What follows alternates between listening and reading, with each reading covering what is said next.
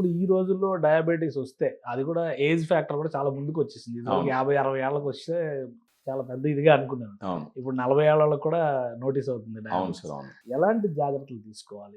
Diabetes అంటే ఒక ఫుడ్‌కి సంబంధించిన డిసార్డర్ సార్ అది. మనం తిన్న ఆహారం నుంచి వచ్చే షుగరు శరీరం సరిగా వాడుకోలేని పరిస్థితి. ఎందుకంటే ఆ ఇన్సులిన్ ఒకటి ప్రొడ్యూస్ కాకుండానా ఉండొచ్చు, లేదా ప్రొడ్యూస్ అయినా సరిగా పని చేయకుండానా ఉండొచ్చు. ఇంకోటి ఒకసారి డయాబెటీస్ వచ్చిన తర్వాత జనరల్‌గా మనకున్న బేసిక్ అండర్‌స్టాండింగ్ అంటే సరే డాక్టర్‌ని కలుస్తాం, టాబ్లెట్స్ ఇస్తారు, టాబ్లెట్స్ తీసేసుకుంటాం. ఇంక నాకేం కాదులే. అది కూడా ఏందంటే గ్లూకోజ్ చెక్ చేసుకుంటూ ఉంటారు. సో ఓన్లీ టాబ్లెట్స్ తీసుకునేసి నాకు షుగర్ కంట్రోల్‌లో ఉండిపోయిండది, నేను ఇంకేమన్నా చేయొచ్చు అని అనుకోవడం మాత్రం చాలా పెద్ద పొరపాటు. ఇది ఫుడ్‌కి సంబంధించిన డిసార్డర్ కాబట్టి దాన్ని ఫుడ్‌తోనే హ్యాండిల్ చేయాలని చూడడం ఉత్తమమైన ఆలోచన. డాక్టర్లు చెప్పిన టాబ్లెట్స్ కంపల్సరీ వాడాలా. కాకపోతే ఏందంటే జీవితాంతం టాబ్లెట్స్ మీద నెట్టాలని చూస్తే పోయే కొద్ది నంబర్ ఆఫ్ టాబ్లెట్స్ పెరుగుతాయి, డోసెస్ పెరుగుతాయి, వాటి వల్ల వచ్చే సైడ్ ఎఫెక్ట్స్ పెరుగుతాయి. వీటన్నిటితో పాటు కాళ్ళలో మంటలు వచ్చేస్తాయి, కళ్ళు దెబ్బతింటాయి, రక్తనాళాలు దెబ్బతింటాయి, అలసట వచ్చేస్తుంది, నీరసం వస్తుంది, మజిల్ లాసే సన్నబడిపోతుంటారు. వీటిని టాబ్లెట్స్ పెద్దగా ట్యాకిల్ చేయలేవు. ఇవన్నీ ఎందుకంటే మనకు శరీరానికి సంబంధించినటువంటి ఇష్యూస్ కాబట్టి. ఇలాంటి సమయంలో బ్యాలెన్స్డ్ డయాబెటిక్ స్పెసిఫిక్ న్యూట్రిషన్స్ వాడాలన్నది. డైట్ ఫాలో అవ్వాలి. డైట్ ఫాలో అవ్వడం అందరి వల్ల కాదు, క్లారిటీ ఉండదు.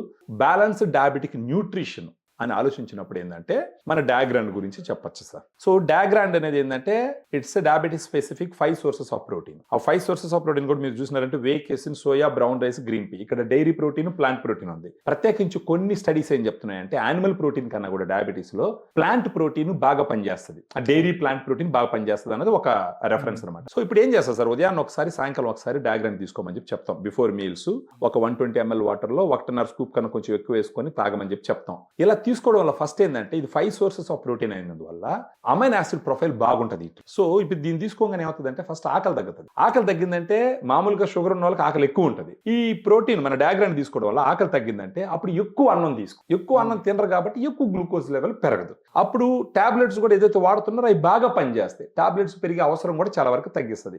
నెక్స్ట్ వచ్చేసి నీరసం ఎక్కువ ఉంటుంది డయాబెటీస్ వచ్చిన వాళ్ళకి. ఇది ప్రోటీన్ ఇమ్మీడియట్ గా ఎనర్జీ ఇస్తుంది. Over period of time day మొత్తం మీద కూడా ఎనర్జీని రిలీజ్ చేస్తుంది. సో వాళ్ళకి నీరసం తగ్గిపోతుంది.